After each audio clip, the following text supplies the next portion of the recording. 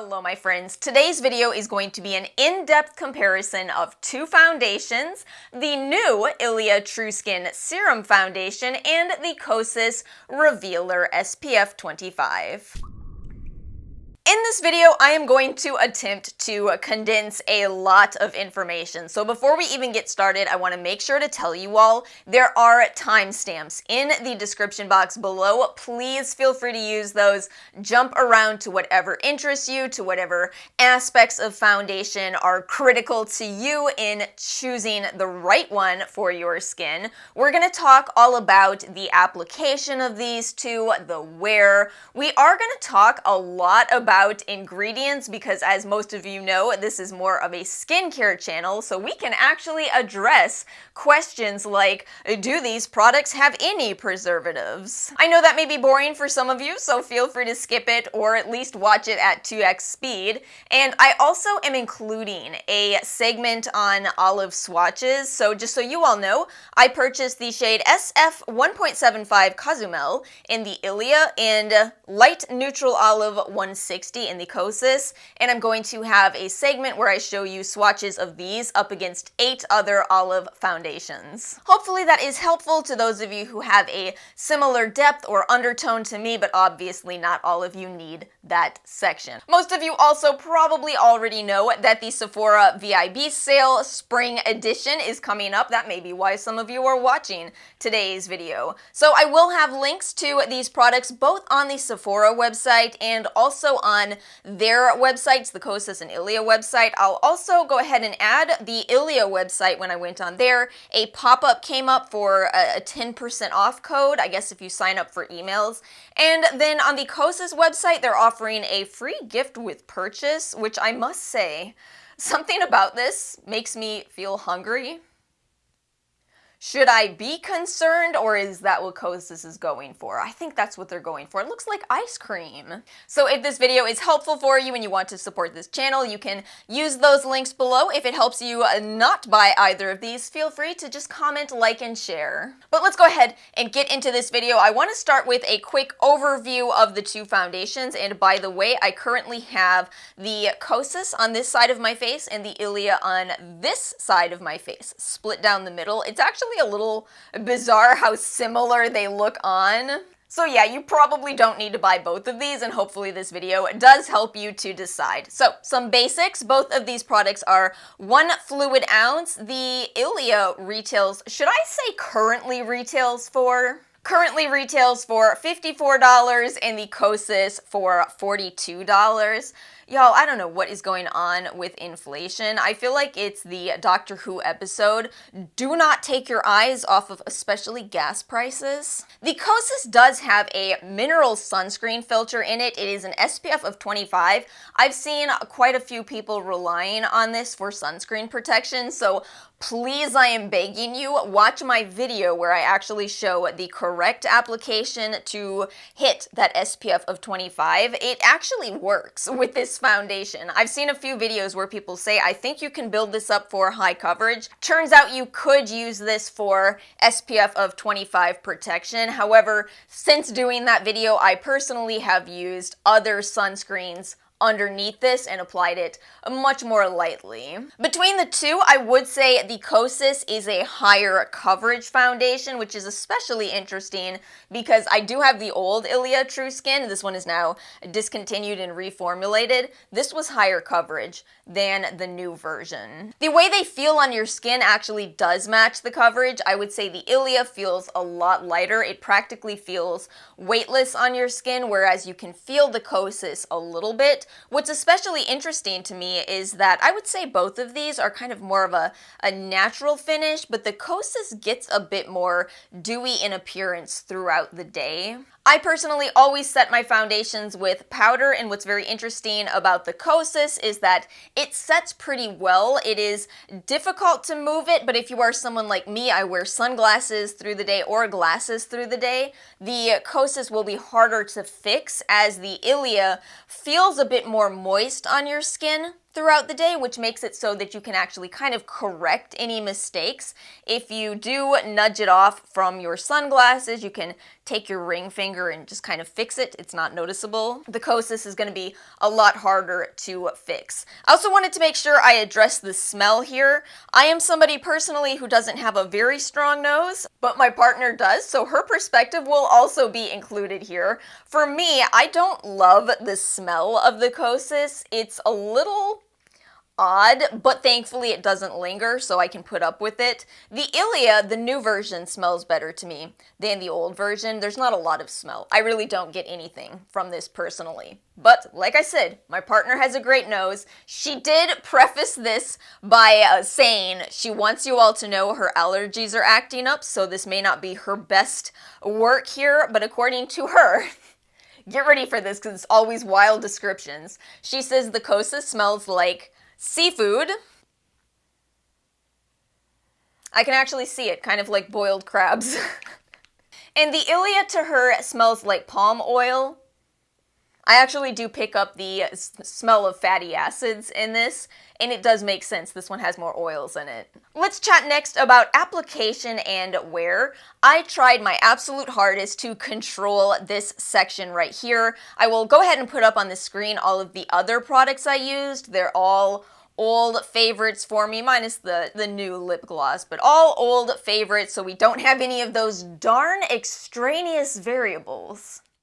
For this initial application, what I did is took one pump on each side of my face. I'm showing you first the brush side where I used a MAC 170. Now notice something real interesting here. Do you see how that Kosas foundation is spreading more easily? It just kind of glides across my skin, whereas I have to work a little bit more with the Ilia foundation. I'm not entirely sure why this is, but the Kosas just glides a bit better. And it does seem to be a higher coverage option. I think the Ilia is even less coverage than the previous version. Okay, so there's the half applied to that side of the face. On the other half of my face, I did use a beauty sponge. I feel like actually I preferred the brush for both of these foundations, but one thing I did notice with the Ilia being less coverage is that I did need to go in for a little bit more product, whereas the Kosas, oddly enough, it seemed that it kind of gave the same coverage with both the sponge and the brush. I'm a bit intrigued by how matte the Kosas initially looks because throughout the day it does start to look more dewy.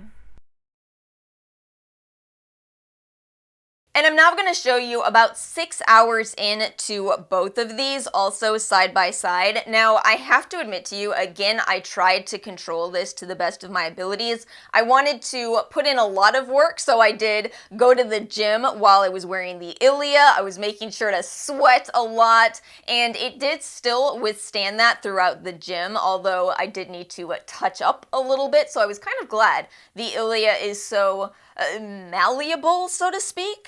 With the Kosas, my plan was to do the exact same thing. However, life threw me one of those good old curveballs and knocked out our AC. Did you know there are some parts of the world where people don't need or own AC? Can you believe it? As a Floridian, how? I might have actually been sweating more with the Kosas even though I was sitting still. But like I said earlier, the Kosas, because it sets so well, it is surprisingly sweat-proof. I truly think both of these look good even at this point in the day. Both look a bit dewy, both look natural on my skin. I will say there's some differences up close. I think the Ilia looks better up close. I was able to correct the glasses marks during the day. It kind of blurred a bit on my forehead, and yet the Kosas actually looks better further away, perhaps because it is a higher coverage, and that tends to be the rule. Lighter coverage looks better up close, fuller coverage looks better further away. But ultimately, they both look good. And I don't have a video showing you what longer wear, but I will say the Ilia breaks up a little bit sooner. I would say it breaks up at around the 10-hour mark. The Kosas seems to last me for about 12 hours. However, again, if you are wearing these throughout the day, you should be applying sunscreen, which honestly, for me, means redoing the whole base. That's the main reason I don't have a lot of long wear tests, is because it's not really what you should be doing. Unless you're one of those people who works indoors all day long, or you work at night, which I know that life. So for our ingredient deep dive, we have the Ilia True Skin Serum Foundation on the left and the Kosas Revealer SPF 25 on the right. Subjectively speaking, both of these ingredients do work out for my skin. I think they will work out for the vast majority of people, but you can feel free to comb through these if you do have specific allergies. Now, I have the ingredients list for both of these on the screen, and I've highlighted some ingredients I want to discuss. Since this is a makeup review and not a skincare review, it is definitely a different way in which I highlighted these. You'll notice I skipped the allantoin and the panthenol because, in my personal opinion, with makeup, I think it's maybe more important to look at the potential irritants and, of course, other ingredients that play a big role in how foundation sits on your skin. Now, here's something interesting to notice from the beginning. Both of these products are indeed fragrance-free. However, that does not tell the entire story. We have potential irritants depending on whether your skin is very sensitive or whether you have allergies in each one of these. And keep in mind, this is especially relevant when we're talking about plant ingredients. I've talked about this a lot on my channel in the past, but it's simply because every plant is comprised of hundreds of ingredients that make it that plant. So be aware, with the Ilia, we do have coconut alkanes. That is not the same as coconut oil, but some people do find they're sensitive to it. We also have some jasmine extract. That is not the same as jasmine essential oil, but some people still may be sensitive to it. It just all depends on your skin. Both products have niacinamide. That's an ingredient that some people do incredibly well with, and some people do not, so do be aware of that. And over on the Kosas side, we have caffeine and arnica. Those are very beneficial ingredients, but it is still possible to be sensitive to those. Okay, and as for a few more details, you'll notice the Ilia has a base of aloe as opposed to the Kosas, which has a base of water. The Ilia foundation does use silicone ingredients, which have become a bit controversial, but personally, I prefer them in foundation. I think it glides on my skin a bit better. As is always the case, it is possible to be sensitive to them, so it is nice to know the Kosas is a silicone-free product. The Kosas does include ethyl hexyl olivate. That is an emollient that is derived from olive oil, so you kind of have coconut alkanes on one and a derivative of olive oil on the other. We have a different assortment of oils going on in the Ilia. We have some jojoba as well as marula oil in addition to some squalane, whereas over in the Kosas foundation we are using the squalane oil, which is a bit of a different oil. It doesn't quite behave as an oil. The alcohol ingredients that you see are not the drying type of alcohols. In fact, let's go ahead and move into talking about the preservatives really quickly. So I hear a lot of people say, oh, clean beauty products don't have any preservatives. That is not true. Most products are required to have preservatives to be on the shelves, but what preservatives they use can vary kind of wildly. So having looked at both of these ingredients lists, I'm going to tell you honestly, I'm more comfortable telling you that I think the Ilia is preserved better. That makes sense to me. My old Ilia foundation is still going after kind of a while. So we'll talk about that first. It looks like Ilia is using a common preservative used in the clean industry by the name of GeoGuard Ultra. That shows up on the INCI list as sodium benzoate and gluconolactone. See, that's why I didn't highlight gluconolactone. You may recognize that as a PHA, but it can serve as different purposes. In addition to some other antioxidant ingredients, the vitamin E in here, the phenethyl alcohol, that is an antimicrobial ingredient that is kind of a scent ingredient, to be honest with you, but yes, it can contribute to preserving the product as well. Looking at the Kosas product, which intriguingly, I think some people ran into problems with the concealer Revealer in the same line, I am not actually really sure what they're doing for preservatives over here. We do see that same phenethyl alcohol, again an antimicrobial ingredient. We see those antioxidants, but just judging from the inky, and again this doesn't tell the full story, but I do feel that this is not preserved as well, which is especially interesting given that, again, this is a base of water, which you do need to preserve well. One final note on the ingredients, the Kosas product does use mica. However, according to their website, it is 100% ethically sourced mica. The difficulty in that conversation is that I've read it's very difficult to prove that you really have a purely ethical mica. So you might also want to know that the Ilia foundation does not include mica whatsoever. As promised in the intro, I do have a pale olive comparison for you. We have swatches of the Ilia foundation and the Kosas foundation up against all of my other olive undertone foundations.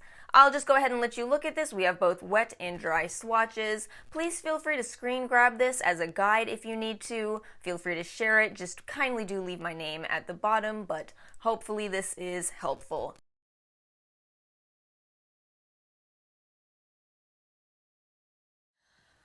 Let's have an in conclusion for this video. I've come to realize that even though I can objectively speaking sit here and say, you're going to gravitate towards one of these and it may not be the one that I prefer, I have realized that viewers still like to watch somebody who makes a decision and tells you which one they like more. So I am going to tell you, personally, the Kosas. That may be as simple as because I do have acne, so I do gravitate towards medium coverage foundations. That's why y'all haven't seen me review a lot of skin tints. I like medium coverage. And yet I do like the Ilia. I do actually like that it can be adjusted through the day. I do like that slight blurring effect that it seems to have. So ultimately, I think both of these are quite well done foundations. But again, hopefully this video helps you to decide which of these is better for your needs. And that's it. That's all we have for today's video. Feel free to leave your thoughts in the comment section below. Leave a comment if you've tried one or both of these. If you're interested in them,